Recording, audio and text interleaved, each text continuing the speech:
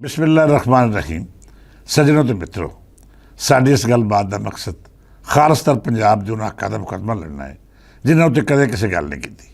वो हक जिहड़े लावारस ने, वो देश पंजाब जिहदी मुंठे होने वाली क्यादत भी अपने हकों की गल नहीं करती।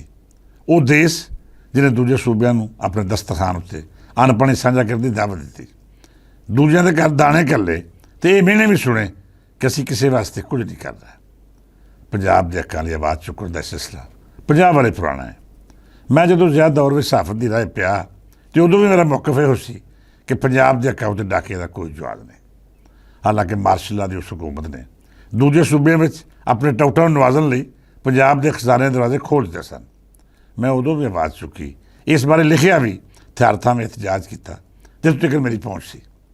ज़्यादा दौर तो पंजाब दुश्मनी का सिलसिला शुरू होया तो फिर कुछ अजिहे सियासतदान सामने आए जिन्हें ज़ियाउल हक की सोच तो मुतासर होकर अपनी सियासत अगां वधाई, तो कुछ अजिहे जिहड़े पंजाब का लहू पी रहे सन पर ज़ियाउल हक की मार्शल सरकार के खिलाफ सन। मतलब ये कि 80 के दहाके में होने वाली सियासत के दोवें वड्डे फरीक पंजाब नूं लुट के खाण वाले सन। पंजाब का किसान अपने खेतों में पैदा होने वाला सोना दूजिਆਂ उत्ते लुटांदा रहा, अपने वसाइल दूजे सूबे उत्ते खर्च करता रहा, पर बदले में उन्होंने महंगी खाद तो बिजली तो अड कोई नहीं लभ्या। इंज ही पंजाब के ताजर ते संतकार भी तारीख दी गई कि अपनी कंपनी के सदर दफ्तर कराची खोलन। पंजाब का वड्डा कारोबारी तबका कराची में अपने दफ्तर बनाता गया, उत्थे सरमायाकारी करता रहा, तो नतीजा ये निकलिया कि पूरे पंजाब का कारोबार का जब टैक्स इकट्ठा होंदा तो कराची के खाते लिखा जाता। अज भी जिन्हें बैंक ने या फिर वो कारोबारी दफ्तर जिन्होंने हैड ऑफिस कराची में है, उन्होंने मालक तो पंजाबी ने पर उनका दिता हुआ टैक्स सिंध के खाते लिखा जाता है। फिर सानू वो कौम पर सिंधी तलियां लाते हैं कि साडा कराची मुल्क का सब तो ज़्यादा टैक्स देने वाला शहर है। ये अजिहा झूठ है जिहड़ा हमेशा तो एडी बेशर्मी ते रसाई नाल बोलिया जा रहा है कि लोग इहनूं हुण सच मनन लग पे ने। हुण वेला आ गया है कि असीं इस झूठ का पर्दा चाक करिए तो लोगों को दसीए कि पंजाब का संतकार या कारोबारी तबका मेहनत तो पंजाब के शहरों सियालकोट फैसलाबाद या लाहौर करता है, फैक्ट्रियां इत्थे काम कर रही ने, पर जब वह माल एक्सपोर्ट होता है तो फिर टैक्स का एक वड्डा हिस्सा कराची के खाते पै जाता है। इंज ही जिहड़े पंजाबियों ने सिंध में सनतां लाइयां उत्थे कारोबार किए, उन्होंने तादाद मुकामी सिंधियों तो कितने ज़्यादा है। इन्हां ताजरां या कारोबारी हल्कियां दे आबाई घर ते रिहायशां पंजाब विच ने, पर सारा काम सिंध च हो रहा है। ये वो जाली सच्चाई है जिहदे नाल सिंधी कौमप्रस्त अपना झंडा उच्चा करके पंजाब नूं मंदा बोलण की नाकाम कोशिश करते हैं। होर अगर वधीए तो तुहानूं एक कौड़ी सच्चाई भी दसदे जाइए कि सिंधी कौमप्रस्तां या फिर पंजाब दुश्मनां ने कराची एयरपोर्ट में बात करने लई ये चाल चली सी कि जिन्नियां भी इंटरनेशनल फ्लाइटां होंदियां उन्हां दी वड्डी गिनती कराची उड़ान भरदी। एक अरसे तक इस सिलसिला जारी रहा तो पंजाब के मुसाफिरां नूं कराची जाके अजाफी खर्चा करके बाहरले मुल्कां दा सफर करना पैंदा। ये सिलसिला उदों खत्म होया जब पंजाबी संतकारां ते कारोबारी हल्कियां जिन्हां दा ज़्यादा काम एक्सपोर्ट का सी उन्हें एहतजाज किया तो 80-90 की दहाई में सरकारों को बावर कराया कि ये कराची की मैशत जरूर मजबूत होगी, पर पंजाब का कारोबारी तबका इस मैशत की मजबूती का अजाफी मुल तारदा रहेगा। मैं ये भी वाजे करते जावां कि लाहौर इंटरनेशनल फ्लाइटां के आम करने में नवाज हुकूमत का बहुत बड़ा किरदार रहा। इंज ही जब मोटरवे बन रही सी तो ये तो बड़ी तनकीद की गई। लाहौर इस्लामाबाद जाने वाली इस सड़क की चौड़ाई 6 लाइनां तक सी। पंजाब दुश्मन पीपल पार्टी सरकार आई तो उन्हें महदूद करता, ये नाल बजट भी वधाया, पर जब फिर नवाज शरीफ की हुकूमत आई तो उन्हें मोटरवे की चौड़ाई वधा के इस सफ़र को आसान करता। पंजाब ने खाली सिंध का भार नहीं चुकया बल्कि बलोचिस्तान तो केपी ने खूब खुआया।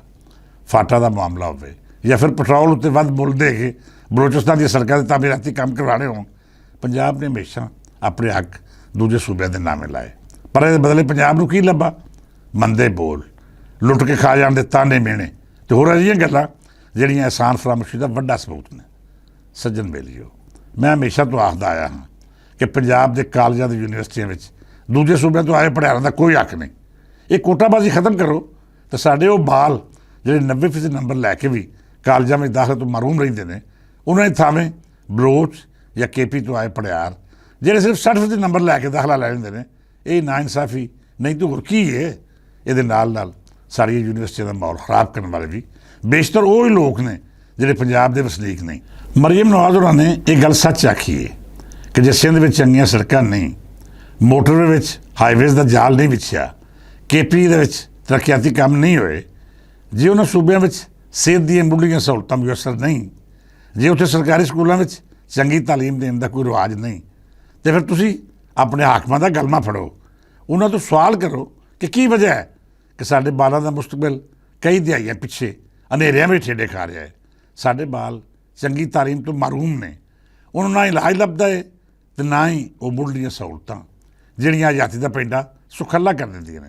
ਸਾਨੂੰ ਹਿਸਾਬ ਦਿਓ ਕਿ ਤੁਹਾਡੇ ਬਾਲ ਯੂਰਪ ਅਤੇ ਤਰੱਕੀ ਯਾਫਤਾ ਮੁਲਕਾਂ ਵਿੱਚ ਕਿਵੇਂ ਪੜ ਰਹੇ ਨੇ। ਤੁਹਾਡੇ ਬਾਲਾਂ ਕੋਲ ਦੁਨੀਆ ਦੀ ਹਰ ਸਹੂਲਤ ਕਿਉਂ ਹੈ। ਤੁਹਾਡੇ ਇਲਾਜ ਮੁਲਕੋਂ ਬਾਹਰ ਹੋਵਣ ਅਤੇ ਸਾਡੇ ਨਿਆਣੇ ਹਲਕੇ ਕੁੱਤੇ ਵੱਡੇ ਦੀ ਵੈਕਸੀਨ ਨਾ ਮਿਲ ਪਾਰੋਂ ਅੱਡੀਆਂ ਰਗੜ ਕੇ ਕਿਉਂ ਮਰ ਜਾਣ। ਹੁਣ ਖਾਲੀ ਪੰਜਾਬ ਨੂੰ ਗਾਲ ਕੱਢਣ ਨਾਲ ਮਸਲੇ ਹੱਲ ਨਹੀਂ ਹੋਣੇ। ਹੁਣ ਹਰ ਗੱਲ ਦਾ ਹਿਸਾਬ ਲਵੋਗੇ ਤਾਂ ਹੀ ਗੱਲ ਬਣੇਗੀ। ਅੱਜ ਸੋਸ਼ਲ ਮੀਡੀਆ ਹਰ ਗੱਲ ਦਾ ਨਤਾਰਾ ਕਰਕੇ ਲੁਕਾਈ ਨੂੰ ਬੋਲਣ ਦੀ ਆਜ਼ਾਦੀ ਦੇ ਰਿਹਾ ਹੈ। ਹੁਣ ਹਰ ਸਿੰਧੀ, ਬਲੋਚ ਤੇ ਪਠਾਨ ਖਾਲੀ ਪੰਜਾਬ ਨੂੰ ਗਾਲ ਕੱਢ ਕੇ ਮੁਤਮਿਨ ਨਹੀਂ ਹੋ ਸਕਦਾ। ਉਹ ਆਪਣੀ ਕੌਮ ਪ੍ਰਸ ਕਿਆ ਤੋਂ ਸਵਾਲ ਕਰੇ ਕਿ ਮੇਰੇ ਮੁਕੱਦਰਾਂ ਵਿੱਚ ਹਨੇਰੇ ਲਿਖਣ ਵਾਲਾ ਪੰਜਾਬ ਨਹੀਂ ਤੁਸੀਂ ਹੋ। ਉਹਨਾਂ ਕੋਲ ਹਿਸਾਬ ਮੰਗੇ ਕਿ ਇਹਨਾਂ ਬਦਬਖਤਾਂ ਅਰਬਾਂ ਦੇ ਅਸਾਸੇ ਕਿਵੇਂ ਬਣਾਏ ਅਤੇ ਅਸੀਂ ਦੋ ਵੇਲੇ ਦੀ ਰੋਟੀ ਨੂੰ ਕਿਉਂ ਤਰਸ ਰਹੇ ਹਾਂ। ਸੱਜਣ ਬੇਲੀਓ, ਪੰਜਾਬ ਦੁਸ਼ਮਣ ਦਾ ਚੂਰਨ ਹੋਰ ਨਹੀਂ ਵਿਕਣਾ। ਪੰਜਾਬ ਦੀ ਖਿਆਤ ਵੀ ਜਾਗ ਰਹੀ ਹੈ ਅਤੇ ਹੁਣ ਪੰਜਾਬੀ ਵੀ ਹਿਸਾਬ ਬਰਾਬਰ ਕਰਨਗੇ। ਜਿਹੜਾ ਪੰਜਾਬ ਨੂੰ ਗਾਲ ਕੱਢੇਗਾ ਉਹਨੂੰ ਜਵਾਬ ਵਿੱਚ ਫੁੱਲਾਂ ਦੇ ਹਾਰ ਨਹੀਂ ਲੱਭਣੇ। ਜਿਹੜਾ ਪੰਜਾਬ ਉੱਤੇ ਇਲਜ਼ਾਮ ਲਾਏਗਾ ਉਹ ਜਵਾਬਨ ਖਰੀਆਂ ਵੀ ਸੁਣੇਗਾ। ਪੰਜਾਬ ਨੇ ਪਿਛਲੇ 78 ਵਰ੍ਹੇ ਬੜਾ ਬਰਦਾਸ਼ਤ ਕੀਤਾ। ਉਹਨੇ ਆਪਣੇ ਤਨ ਦਾ ਮਾਸ ਖਵਾ ਕੇ ਵੀ ਵਫਾ ਨਹੀਂ ਪਾਈ। ਹੁਣ ਸਬਰ ਅਤੇ ਬਰਦਾਸ਼ਤ ਦੀ ਹੱਦ ਮੁੱਕ ਚੁੱਕੀ ਹੈ। ਇਸ ਤੋਂ ਅੱਗੇ ਤੁਸੀਂ ਉਹ ਸੁਣੋਗੇ ਜੋ ਪੰਜਾਬ ਨੇ ਹਮੇਸ਼ਾ ਤੋਂ ਇਸ ਕਰਕੇ ਨਹੀਂ ਬੋਲਿਆ ਕਿ ਸਾਡੇ ਲਈ ਕੁਰਬਾਨੀ ਦੇਣਾ ਕੋਈ ਵੱਡੀ ਗੱਲ ਨਹੀਂ। ਅਸੀਂ ਮੁਲਕ ਦੀ ਵਹਾਦਤ ਅਤੇ ਇਤਿਹਾਦ ਦੇ ਚਾਹੀਵਾਨ ਹਾਂ। ਕਿਤੇ ਇੰਝ ਨਾ ਹੋਵੇ ਕਿ ਸਾਡਾ ਦਿੱਤਾ ਜਵਾਬ ਮੁਲਕ ਦੁਸ਼ਮਣਾਂ ਦੇ ਹੱਕ ਵਿੱਚ ਗਵਾਹੀ ਸਾਬਤ ਹੋਵੇ। ਸਾਡੀ ਇਸ ਚੁੱਪ ਨੇ, ਸਾਡੀ ਇਸ ਬੁਲਵਤਨੀ ਨੇ ਪੰਜਾਬ ਨੂੰ 78 ਸਾਲਾਂ ਤੋਂ ਕਹਿਰੇ ਵਿੱਚ ਖਿਲਾ ਰੱਖਿਆ ਹੈ। ਹੁਣ ਅਸੀਂ ਇਸ ਕਹਿਰੇ ਵਿੱਚ ਖਲੋ ਕੇ ਜਵਾਬ ਦੇਵਾਂਗੇ। ਜੇ ਜਵਾਬ ਤੁਹਾਨੂੰ ਬੁਰਾ ਲੱਗੇ ਤਾਂ ਸਮਝ ਲਓ ਕਿ ਪੰਜਾਬ ਨੇ ਹੋਰ ਚੁੱਪ ਨਹੀਂ ਰਹਿਣਾ। ਹੁਣ ਤੁਹਾਨੂੰ ਜਵਾਬ ਸੁਣਨਾ ਵੀ ਪਵੇਗਾ ਅਤੇ ਬਰਦਾਸ਼ਤ ਵੀ ਕਰਨਾ ਪਵੇਗਾ।